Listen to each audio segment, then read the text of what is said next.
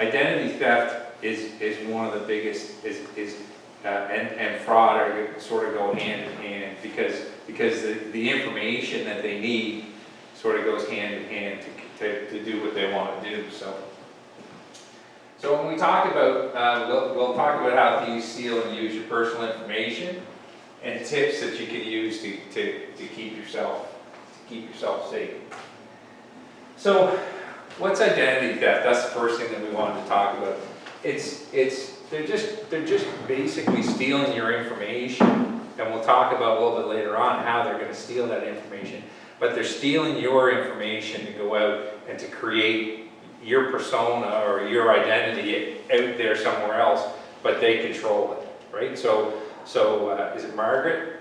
Is that your name? So Margaret, whether they steal something out of your garbage, or whether they download something onto your computer, where they're able to get things like your name, address, date of birth, SIN number, and so on, what then they can do is go ahead and create your persona on a number of different credit platforms, so they can start applying for credit cards, and they can start doing this and that, and in a lot of cases you don't know that it's happening until it's too late. So that's the identity theft portion of it. And what's the fraud? The fraud is just that. It's just the criminal deception intended to give them some sort of financial gain. Fraud can take a number of different forms. One of the most common frauds that we see right now is believe it or not, well, there's email money transfer fraud, which happens quite a bit, but as well, one of the more common ones these days is most financial institutions don't make you go into the branch to cash a check any longer, right? You don't need the, so I can if Luke gave me a check, I could take that check and I can take a picture of it, and we'll deposit it into my account just by me taking a picture of it and depositing it into my account. Then what I do then is take Luke's check and I walk down to the CIBC or someplace else, and I physically cash the check at that financial institution. Because before, in the old days, before this, if I took it in and Dorothy was waiting on me, she would stamp that check, and so I couldn't take that check anywhere else because that was the bank's check. Now that we're just working off of images, I can cash that check a half a dozen different times. So that's another common sort of fraud that we're seeing a lot lately. So, what information do they want? What information are they looking for? They're looking for your full name, and when I say full name, it's your actual full name, not just your first and second name. Your address, date of birth, SIN number, any sort of bank account details, credit card numbers and expiry dates, and so on. So that's what they're looking for. How do they get that? And we'll talk about that a little bit later on, but they're going to get that they normally get that in a number of different ways. So based on that, what sort of information should you protect, right? So you don't want to pass out your bank statement, your credit card statement, your driver's license, your checkbook, or your SIN number, or your computer access, right? One of the most common frauds we see now is, and I'll explain a little bit how we're combating it now, but one of the most common frauds we have is that someone phones up someone and says, your computer is infected with a virus, right? And basically convinces the person to give them control of their computer. And unbeknownst to them, to the person who's being hacked, they may be downloading information or some sort of program onto their computer that allows them to install what's called spyware, where they can keep track of all of the activities. There's keylogger software which would log every key that people strike. So even if I didn't know your password, with the keylogger software that they can use, it actually records every keystroke, so it knows exactly what I put in for a password. So even if they say, you know, enter your password, even though you think they can't see it, if they have that software on there, they're seeing it. So there's all kinds of that information. So when they call you, tell them your computer's at the shop. Exactly. Being repaired. Exactly. They That's say, what we. what? Why is it at the shop? Well, you Yeah. just told me it's broken, so I sent it to the shop. Inevitably, almost every person who we deal with who gets hacked through some sort of, and it's sometimes it is the fact that they didn't have the virus software or their malware software updated, and they were able to get in that way. But almost inevitably, when you talk to someone, they've given that control of that computer to someone, even if it was for 5 minutes or 10 minutes, right? Someone's called and said, you know what, your computer's not working, or we've detected, I'm phoning from Norton's, and your computer has a virus on it. And what we tell people is the safest thing to do is to hang up the phone, and then take it and take your computer into a reputable firm or repair. Chances are there's nothing wrong with it. Well, chances They're are. trying to get into you. Yeah, exactly. Chances are. The other recommendation that I make a lot of times to people is that if you don't need a full computer, I would highly suggest that you switch to some sort of form of tablet, like an iPad or some sort of Android tablet that still allows you to access Facebook and your email and your banking sites and stuff. But it doesn't. It's not as vulnerable to those types of softwares that are those types of spyware. So we'll talk about that a little later. So what are the most common ways of them getting your information? Well, first and foremost, they call you for it and they ask you for the information. We had a situation a few years ago in our branch in Montague where one of our customers, and these guys are great at it. Like you don't understand how convincing and how good these people are at their work. So what they did was the scammers phoned the local pharmacy, and when the local pharmacy answered the phone, they said, "We'd like to talk to the pharmacist assistant." So the pharmacist assistant picks up the phone and says, and let's say it's Luke, and they said, "Hi, it's Luke at whatever, Shoppers Drug Mart." And they said, and really all they're looking for is his name. That's all that they're looking for.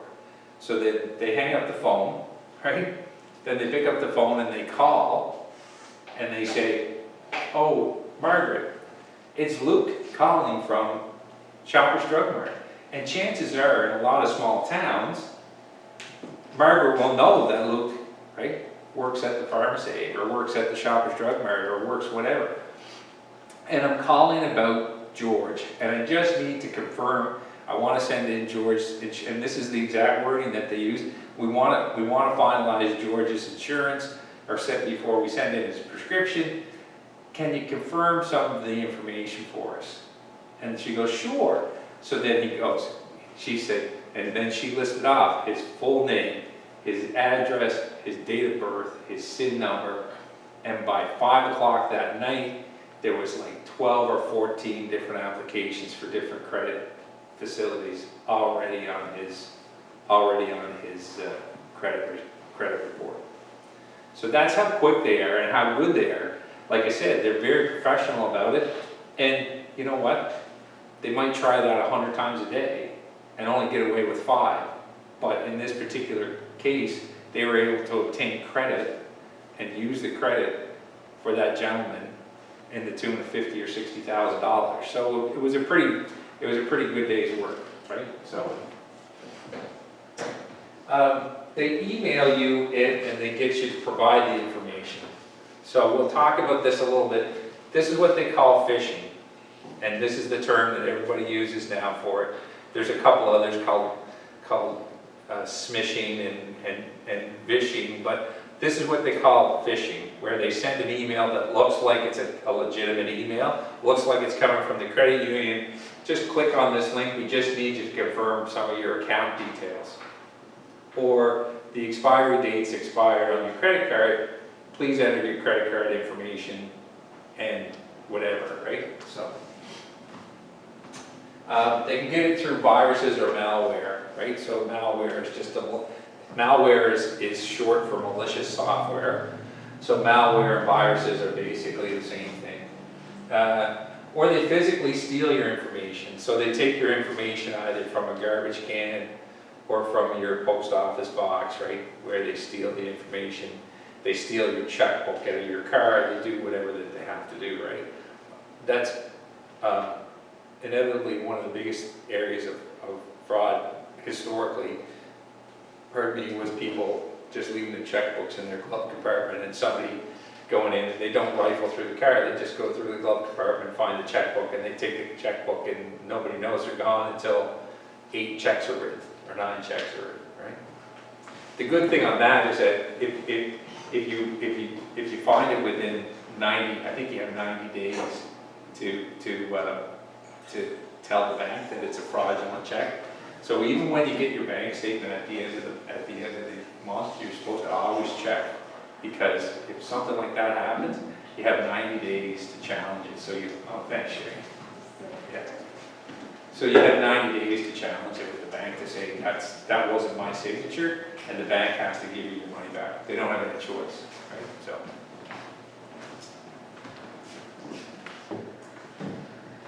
What are the biggest trends in fraud and identity theft? Like I said, we talked about earlier, malware, like the malicious software. There's the keylogger virus, spyware. A Trojan horse is just that, like it goes in looking like it's legitimate, and then once it gets inside your computer, that's when all the enemies run out of it. Ransomware is a big one, and I will tell you there was an island company, and I won't mention the company's name, but there was an island company that basically got a computer system got hacked, and they locked down their accounts receivable system. The kidnappers did, and said for $50,000 we'll give you the key to unlock your accounts receivables. They paid the $50,000, and they never paid it by Bitcoin, I guess. But they never did receive the key to unlock their accounts receivable. So ransomware on a personal level, ransomware is more like they go on and they'll lock every JPEG image on your computer. So every photo on your computer will get locked down, and then when you double click on it, it will pop up and it will say, you know, we've locked all of your photos. If you want your photos back, please send $1,000 to here, $1,000 to there. So, phishing is the other one we were talking about earlier. It's social engineering, and that's typically through email. So I have a couple of descriptions of what phishing really is. Geez, the rain's coming down now. The physical attacks. And physical attacks are not physical attacks, but they're more along the lines of Dorothy's at the ATM and someone's glancing over her shoulder, or she's at the cash register and they're glancing over her shoulder, right? Or the physical theft, like we talked about with the checks out of someone's, or the theft of people's computers.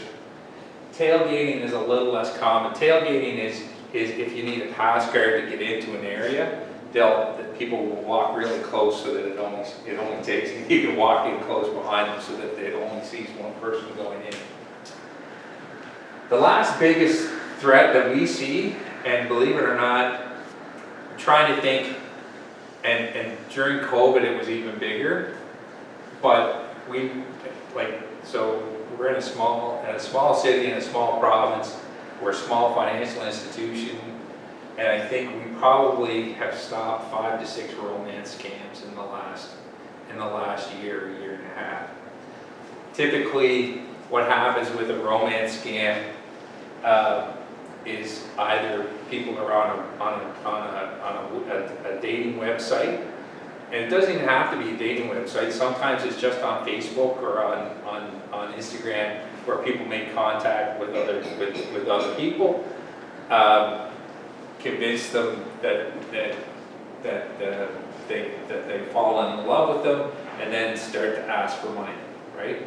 I need money, and typically it's for, and I have a little bit more detail on it, it's for medical procedures, or it's for plane tickets because they want to come see them but they don't have the money, or it costs $5,000 to obtain a visa in my country in order for me to come and see you. So those are typically the hardest ones to deal with, because people I think legitimately think that they are, you know. There was one gentleman that was sending, I think he ended up sending in the area maybe $10,000 to a young lady in Africa.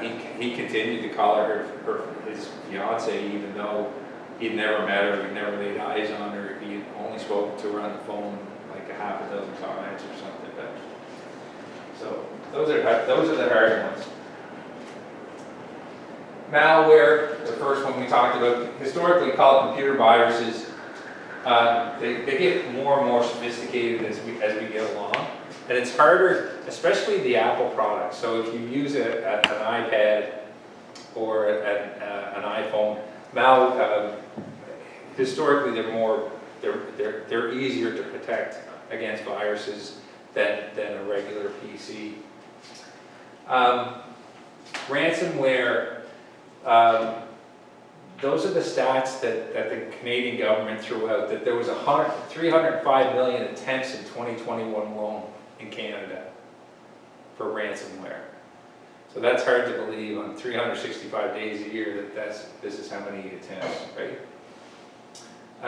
Keylogger, we talked about that before, where it actually records your keystrokes. So even though you could have your hand over the keypad, but realistically, they're recording the keystrokes as you hit them, so that they know your password. And $380 million in online fraud in Canada in 2021 alone. So that's a pretty big industry right there. So that could take, and that online fraud can take a number of different forms. So we'll talk about it.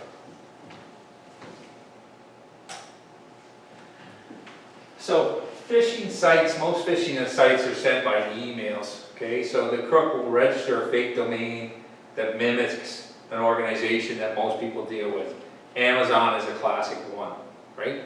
So they'll send you something to say, oh, you know what? Someone tried to reset your password from some faraway country. Just click on this link and input your new password. When you click on the link, and they're very good at it, like for instance, instead of saying AmazonSupport.com, and this maybe Amazon Support doesn't even exist. Maybe it's, you know, that might be the phishing site right there. Usually what you can see as well, and this is just a little hint for you, because you can set up what's called an alias. So even though that's not the domain it's coming from, you can set up an alias like olive@amazonsupport.com. If you take your mouse and you actually hover over the name, it will actually show where that's being sent from. So it might be Elduran at yahoo.com, right? So that's a pretty good chance that this is not legitimate. Okay? What I always tell people is that with Amazon, the other big one is PayPal, because they'll send it through and it'll look exactly like a PayPal email. Send it through to PayPal. They'll send it through and you'll look and it'll say PayPal1.com, or it'll say PayPalaccounts.com. So you have to be careful about where you're sending it to. If you get one of these, the best thing to do is to go on to, not to click on the links through here, but actually go to the website. So if you are using Amazon, that's fine. Everybody, or a lot of people use Amazon. But if you do, go to Amazon's site, right?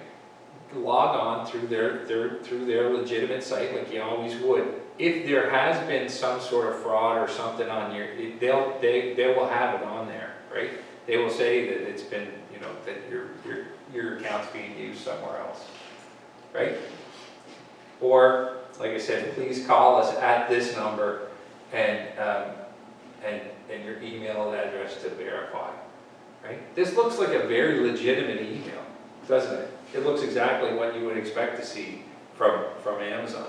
What they're trying to do is to get you, because they already have your email, they're going to get you to say, okay, let's change your password. So you're going to tell them the password twice, right? And then they're going to log into your, as soon as you hang up the phone, they're going to start hitting Amazon until your credit card hits its limit, right? So until your bank starts shutting you down.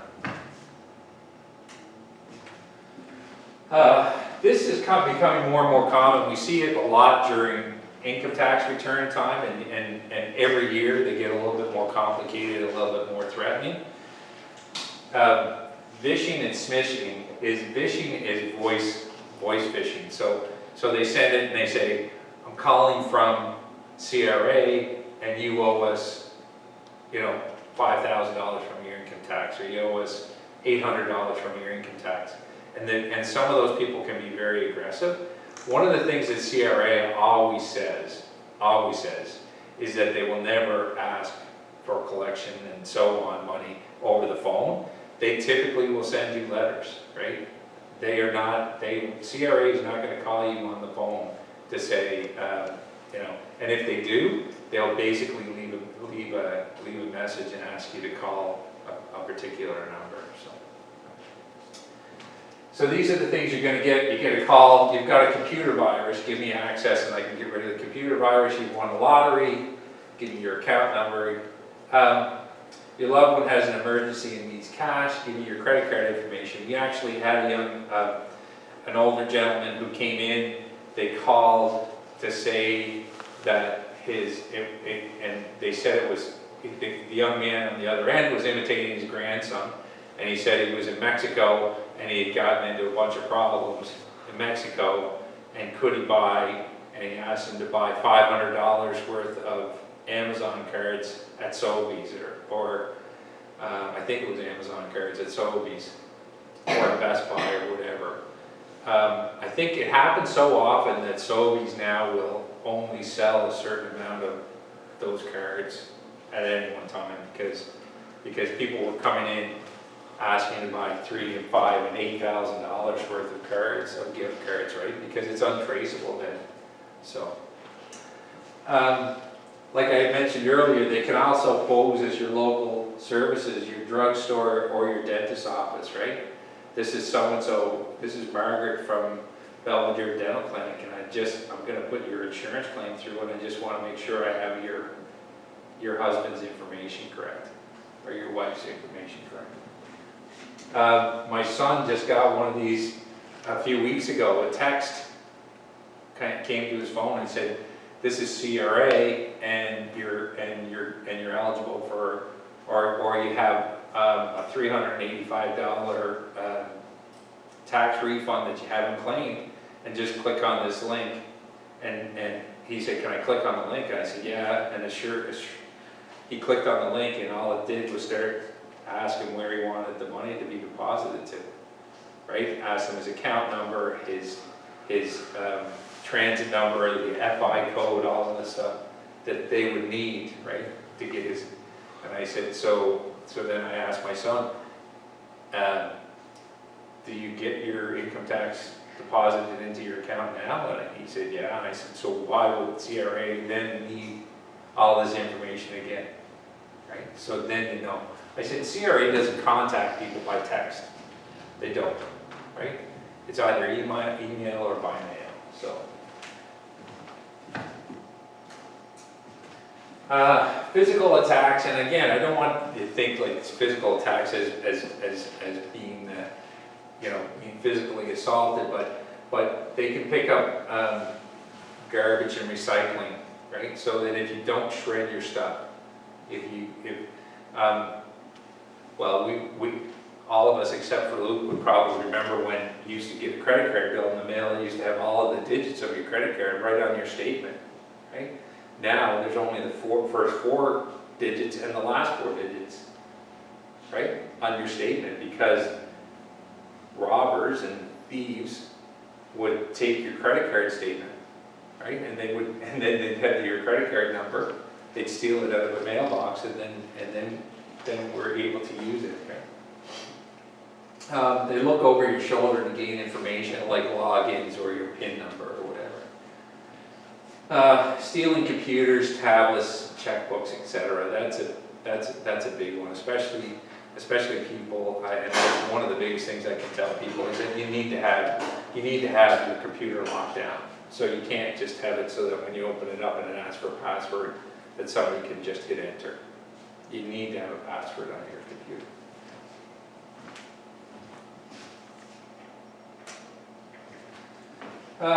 Romance scams, like I talked about earlier, these are the tough ones, and they're much more common than you would think, right? So they create fake profiles on dating sites and contact their targets. So if they wanted to have someone, if someone posted and they were, you know, I'm 55 years old, so if I posted my picture on a website, they might contact me with someone who was 45 or 40 or whatever, and try to start that relationship that way. And we've heard the romance scammers ask their targets for money too. Things like pay for plane tickets or other travel expenses, surgeries, custom fees to retrieve something. So I can't retrieve something because I need money for this, for a business startup, to pay for a visa or other travel documents. That's a big one. They need $500, they need $1,000, they need $1,500 because they need, and if the only way I can get to see Dorothy, the only way I'm going to get the PEI to see Dorothy is to get that $1,500 so I can get the visa, or the only way I'm going to get to see Dorothy is that I need $1,200 for the plane ticket, and that's what we see, right? And that's why we train our staff to ask. So if someone comes in and all of a sudden starts to send money to places that you wouldn't normally send money to, places like Africa, a lot of Eastern European countries are like that. You know, so how many people do you know in Yugoslavia? And that's when they start to talk. That's when people start to talk and say, oh, my fiance lives there, or my boyfriend lives there, or my girlfriend lives there. Oh, how often do you talk to them? Or have you ever met them before? And typically they say, oh, we talk every night. Like, have you ever met them? No, well, we've never met. But I'm sending money over so she can come here, right? And that's typically what we see with the romance scams, is always they need that money to get here. And typically, once they stop sending the money, they just drop off, right? And unfortunately, once you wire money to them, you can't get the money back.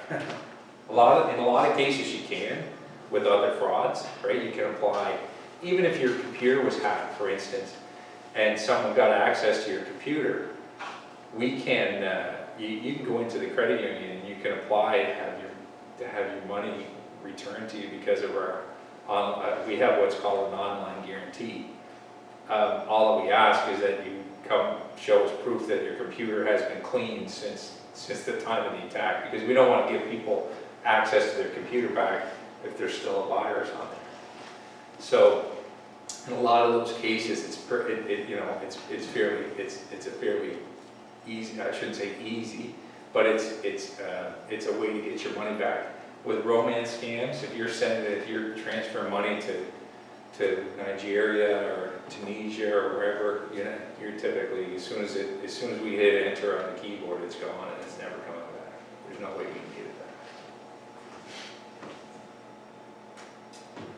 So how do we protect ourselves against all of this? First and foremost is strong passwords. And A lot of times, this is a classic one that people put on, and you'll see it on Facebook. They'll say, oh, please list, I want you to answer these 30 questions. The place you grew up, the high school you went to, your first dog's name, your favorite childhood superhero, all of these, and it comes as a chain on Facebook or on some of these other social media sites. But the reason why they're asking it is because people, and you're posting it, people are posting it out there. So scammers can then, because that's a lot of the security questions that they ask, right? Who's your favorite nephew? Who's your, what was your mother's oldest sibling? All of those are different types of security questions that companies will ask to confirm your identity, and a lot of times we're providing it out there in the public domain just by answering some of these questions on Facebook. So, never use personal information. They shouldn't include names, birthdays, addresses, or phone numbers. So yeah, you want to make something that you can remember, but not necessarily easy to detect. And I always tell people to use a combination of capital letters, small case letters, numbers, and symbols, because that makes it the complexity that much harder, right? Like if you put in ABC 123 as a passcode, it's going to take them less than 10 seconds to hack that, right? Or the other ones are my dog's name, or my cat's name, or my child's name, or whatever, right? So, or a lot of people would say, well, I was born in 1966, so it's going to be Ronahan 1966. Well, if all somebody needs to go is to go on Facebook and say, well, I can see Bert was born in 1966, right? So use a combination of letters, numbers, and symbols. Prioritize the password length. So safe passwords should be 16 characters long. And I know that sounds like a lot, but in a lot of cases, what I ask people to do is they can double up the first 8 characters, but go backwards. So if I put, sometimes I use a combination of my kids' names. So if I put, Sharker 97, then the last 10 digits could be 97, and then Sharker spelled backwards, which is whatever. REKRASH. He just gave him his password. Yeah. So those are the types of things you can do. You can use a password manager. I'm always asking people to use password managers. There's all kinds of apps out there that lock your passwords down for you. So really what you're trying to do is you come up with a single hard password to get into your password manager, and then all of your other stuff like your email password, your bank code, all of the stuff that you need to know is in underneath this passcode manager. And so that really all you need to remember is that one, and then every time you need to go in, you just go into, it's like a lockbox, right? Avoid using real words. So they can use programs that can process every word in the dictionary to find passwords. So don't use dog, cat, tree, chair, all of those sort of simple words that they can crack easily. This is one of the most effective tools that we've got in the last 5 years to help crack, to help stop online fraud. It's called multi-factor authentication. So Luke goes to log on, Luke's a crook, and he has my account number and my password to log on to online banking. But Luke's sitting in a small server room in, say for instance, in Eastern Europe somewhere. Luke goes to log on, but since I've never logged on to that PC before, it sends a text to my phone, and it says, oh, here's your 6-digit code to log on. If I know I'm not trying to log on, Luke's not getting the login. And if I get that 6-digit code and I know that I'm not trying to log on, I know that somebody has it, so I can go, I then can log on myself through my own computer, and then I can change my password. The federal government has instituted this on all of the, like the Service Canada site and the CRA site. It all takes multi-factor authentication. And all it is that it needs to go to your phone or it needs to go to your email. So if you're not, so if I think even Facebook now, if someone hacks into your Facebook, I think even Facebook has a multi-factor authentication if you decide to install it. So that just stops people from being able to, just with your username and password, to log in. So, yeah, like I said, if someone guesses your password, they still can't log into your account. They need to provide another piece of information, like that one-time password that they text to you. Right?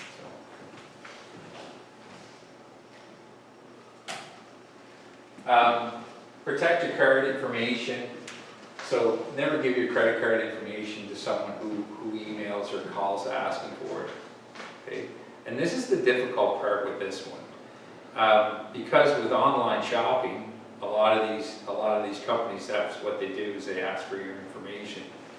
I encourage people to use PayPal, because PayPal is probably the most secure way to pay for things online. And legitimate retailers use PayPal all the time. So with PayPal, you're not actually giving your credit card information to the company. What you're doing is PayPal acts as an intermediary between yourself and the credit card company. So if I go to purchase something with PayPal, I will go ahead. I've given PayPal permission to debit my account and given them permission to credit the other company's account. But the company themselves that I just did the interaction with never received my credit card information. As well, it gives you that extra level of protection in the fact that there's been a lot of cases of fraud, and it's fraud, but it's not, Margaret bought something off of, I'm trying to think, let's just use Amazon. So Margaret buys something off Amazon, and then 2 years later, Amazon's server gets hacked, and now Margaret's credit card information is all over the.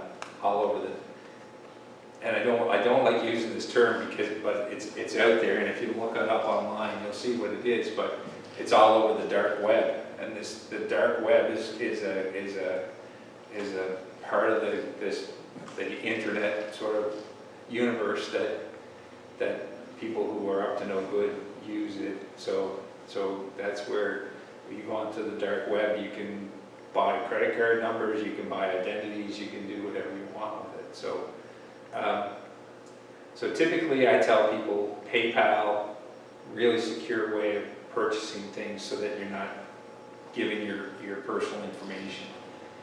The other thing is that if you can, or if you feel comfortable with it, if you're purchasing online, typically I ask people to get a smaller credit card, like a credit card with $1,000 limit on it or something along those lines, right? So that even if it's not your main credit card, so even if, and use that for your online purchases, because then even if it gets hacked, you close the account down. It's not a big, it's not a huge deal. It's just like I said, $1,000 limit on it. So.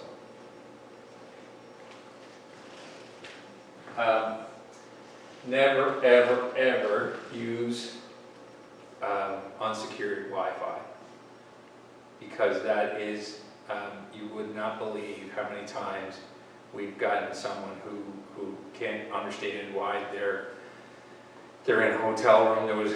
This was 7 or 8 years ago now, there was a lady who couldn't understand there was $30,000 out of her account, and she was using the Wi-Fi in the lobby of the hotel to access her online banking, right?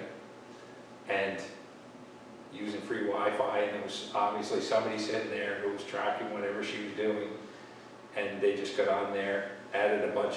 It's getting better now, because it used to be that they could add prepaid credit cards on as bill payments, and they would put huge credit balances on credit cards and then go out and spend it. Now you can't do that. We closed that, or the FIs, the banks have closed that sort of loophole, so. Yeah, so public Wi-Fi access.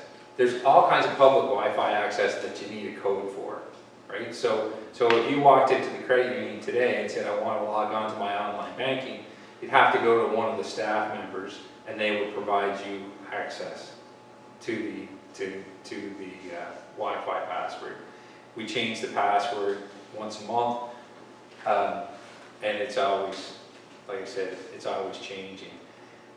Unsecured passwords, you go into Starbucks, or you go into, there's any number of places across the city where you can just go in, and if you want to browse the internet, if you want to go whatever, but it's unsecured, so anybody can get access to it.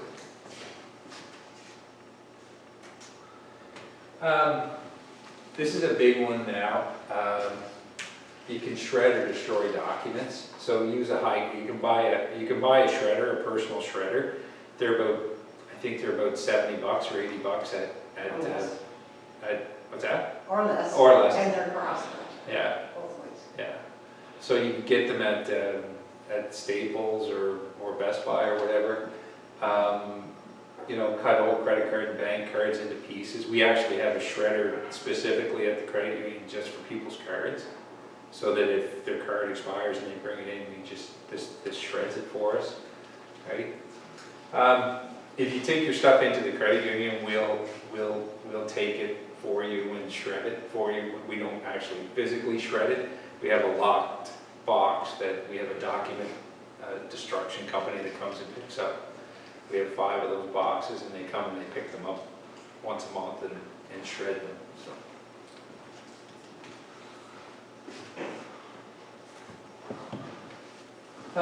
Be safe when you're online shopping. So again, use your home computer or tablet.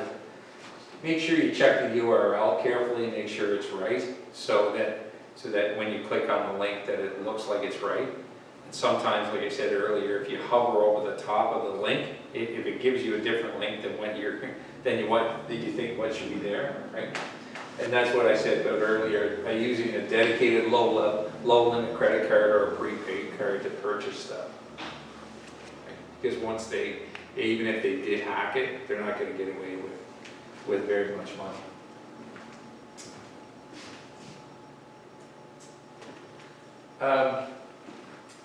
Check your credit card and your bank statements every month. I can't say enough about that. Even for other items, such as if a service charge went through that shouldn't have went through, or you don't feel should go through. Even in your account, every financial institution has something written in there that says you have an obligation as a customer to check your account monthly, at least once a month.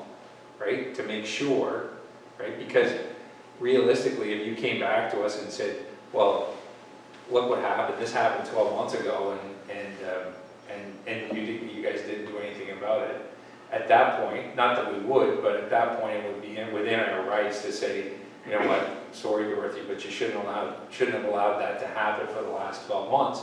We'll reimburse you for the first month that it happened, or even this first 2 months that it's happened, but we're not going to reimburse you for the last 8 or 9 months. Right? We get a lot of that with credit card companies.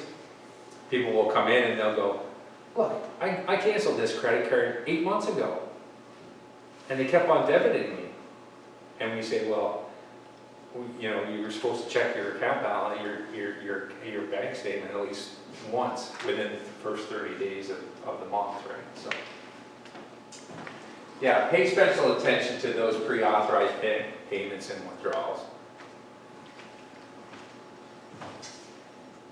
This is a big one too, and I subscribe because I was involved in a hack of not a boss, not of the credit union, but 8 years ago I purchased a car at the Nissan dealership at the Nissan Canada, or Nissan Finance, got hacked, and one of the remedies that they provided anybody whose information was out there was that they would provide monitoring services for 2 years, and now I just keep on doing it, so I pay for it monthly now. So you can check your credit report. Does everybody know what a credit report is? No? So believe it or not, every piece of credit that you have or ever had or ever have applied for is recorded, and all your payments are recorded, right, every month. So what Equifax, these are the two companies that do it in Canada, Equifax and TransUnion. They used to call, and they gave you it used to be called a beacon score, and now they call it a FICO score.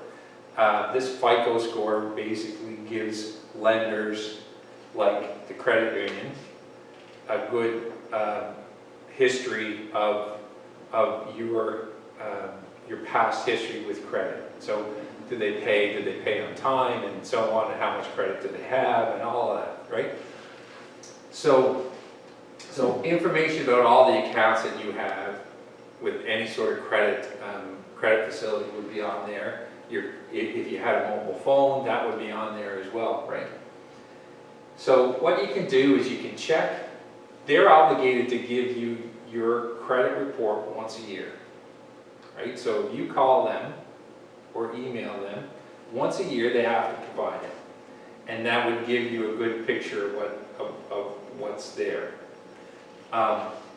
Since I've been, like I said, since my information was out there, I think I pay $11 a month, and every month I get an email from Equifax that says everything's clear, right? So there hasn't been any new credit added or anything, any inquiries or anything like that on your account. As well, if I did put new credit in place, they send me an email right away that says, this is open, and did you do this? Because if you didn't do this, let us know right away. So it's just a monitoring system, so that if someone did hack my information and tried to start opening credit cards or opening lines of credit in my name, that I would have, they'd contact me and I could stop it right away. So.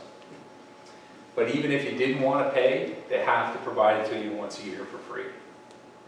And they don't do it online, you have to do it. If you go online, they'll want to say, oh, we can give it to you instantly, which they can, but they want to charge you like $14 a month, or sorry, $14. If you just want it free, they'll say, we'll mail it to you, and it'll get there in 3 weeks or a month, right? So what do you do if you're a victim of fraud, right? What happens? You should call your bank or your credit union immediately. So you need to call them right away. You need to know, first of all, they need to know so that they can shut your account down, right?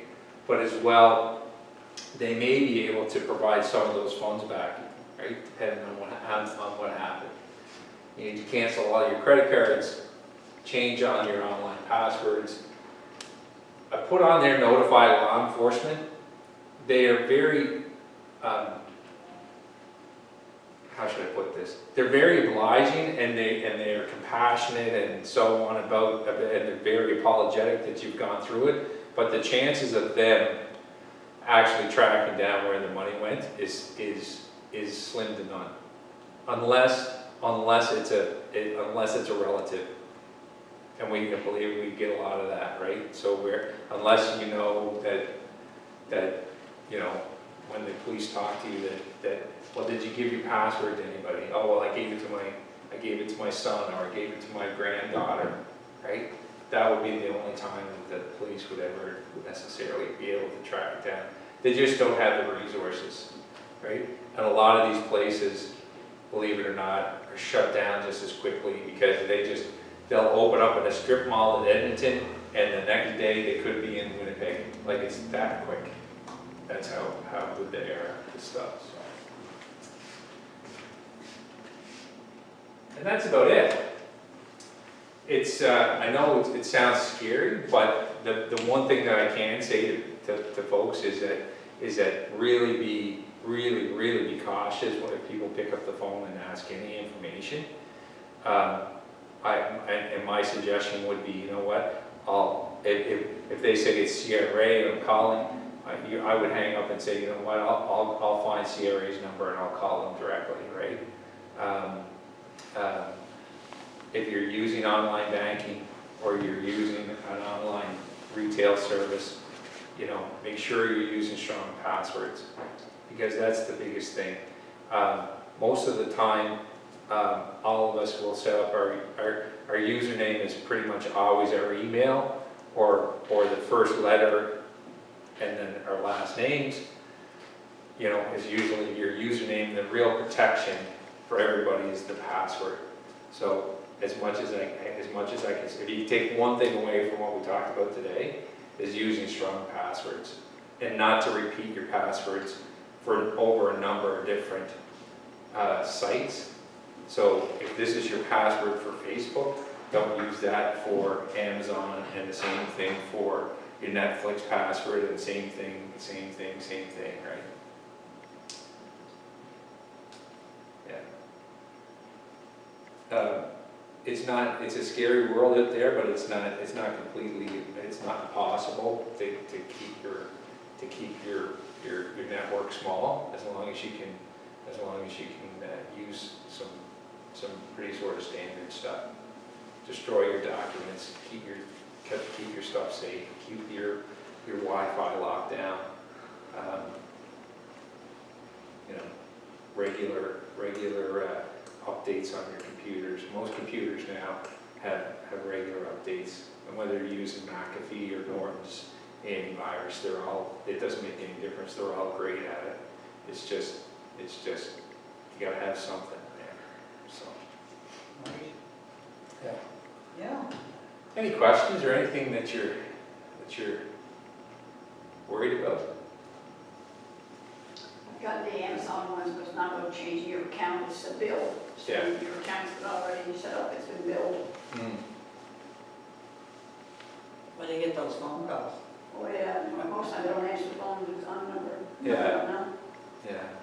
They're getting smarter and smarter though, that they're using, and I don't know how they're using it, but they'll show it coming in from a 902 number now, Yes. where it used to be, you could almost tell that it wasn't anybody you would know, because it's coming from an area code that you don't recognize, right? But now they're coming in from a 902 number. And not just 902, it looks like it could be your next door neighbor calling. Yeah. Yeah, it could be 676, 902 676, or it could be, yeah. I got, well, a couple of them in the winter time, and it said PEI government. Yes. And the phone number and everything was there. And I said, I just hung up after they said a few things. I said, that Hello? doesn't sound like anything PEI government. Yeah. So I had the number, I rang the number back. It was Environment Canada. It was coming from a number, that they were using Environment Canada number. Really? Yeah. I wish they'd use their energy for good. I don't know why because they're very bright, but I mean, the rewards. And I said, there's certain pockets, like Eastern Europe seems to be a big one, Africa always seems to be a big one, that you know, it's hard to track. They're hard to track, right? So. I got a call from somebody one time. He got a call from my number that was a scam, and he called me back to make sure that it was a scam or something. Yeah. It wasn't legit, and I was like, no, I have no idea what you're talking about. Yeah. So they use like real numbers, and it's wild. Yeah, this is it. They Yeah. use real numbers, so you then answer the phone, because Yeah. if you get those here ones with like all these crazy numbers on them, I don't bother answering. Yeah. But, The other thing too, and I've said this to numerous people, is if you don't feel comfortable, hang up the phone and say, you know what, just wait, I'm gonna call my son or my daughter, or I'll, you know, call me back. Because as soon as you start to say you wanna get somebody else involved in the conversation, that's when they're really gonna ramp it up. That's when they're really gonna start to say, no, you don't need them, or you don't need, you know. There's somebody at the door, I'll call you back. Yeah. We had a young woman who called us. Her mother had transferred about, I think, $22,000 or $23,000 to someone in, or wanted to transfer the money to someone in Africa, and the only thing that stopped them was we have a foreign exchange feature on our banking system, but the operator on the other end said, this doesn't seem right. Why is an 88-year-old woman sending money to a place in Africa? And they held it. They didn't block it, but they held it and called us. And when we called this woman, we couldn't even figure out how she figured out how to, like, because there's SWIFT codes and there's everything all of this information that they need. It turns out that she just passed complete control of the computer over to the scammers, and actually gave them the information so that she could put so they did all of that stuff. They logged into the online banking. They did everything for her. Right? So when her daughter called us, we ended up having to change her account numbers, her phone numbers, her cell phone, everything, because they basically had all of her information, but luckily didn't get away with too much money, or well, no money actually. So. I received a letter one day last week, and they're telling me that they're going to be calling next week. This is like, say, for example, insurance company. They're calling next week to confirm a few things. I think, okay, are they going to start switching by letters now instead of by telephone? Is this for real? Yeah. I haven't received a call back inquiring, so it's going to be yes, no questions. But wait and see. Yeah. At the co-op? Yeah. Yeah, I got that, I got it twice. Okay, got toys? Did you get a call back from them? Oh, I didn't either. No. That's So- a different way. There's no way to be 100% sure, but there are ways that you can keep. There's a lot of even more complicated stuff that you can set up, but I wouldn't recommend it. You know, you can start to work through what's called virtual private network, so you're actually appearing like you're somewhere. It's a lot. The thing is, it protects against scammers, but it also makes you look like a scammer yourself, because you'd set up your like Luke could set up his virtual private network to ping off a server in Ottawa, for instance, right? So it would appear like Luke's coming to you from Ottawa as opposed to Charlottetown, which makes it harder on the scammers, but it's the same technology the scammers use, so it's a little difficult to use it. So. I got a call the other day from I could hardly make him out. Anyway, he said to me, do you own your property? And I said, excuse me? I wasn't sure what he said. He said, do you own your property? I said, yes. Why? I said, who'd you say you were calling from? Century 21. I said, oh, okay. Why do you need to know if I own my property or not? I was wondering if you wanted to sell it within the next 3 to 6 months. I said, no. Okay then. Click. Yeah, he's just cold calling with that. I don't know what that's all about. Yeah. Well, thanks for the opportunity. Thanks, Luke, for reaching out. This is great. We provide a number of different this program that we do is called Each One Teach One. So we talk about all things from personal budgeting to what's an RRSP and what's a TFSA. We're not here to promote the credit union at all. We don't. Those are just a token of our appreciation, but we're not here to promote the credit union. We just want to promote financial education, and that's what this program is about. So we have a number of trained facilitators who go out and provide these in settings just like this. So if you ever know anybody who would like to take advantage of programs like this, just let us know, and we can do it for age groups right from I wouldn't say like elementary, but from junior. We've done them from like junior high school all the way up through. So Great. okay. Okay, nice to meet you.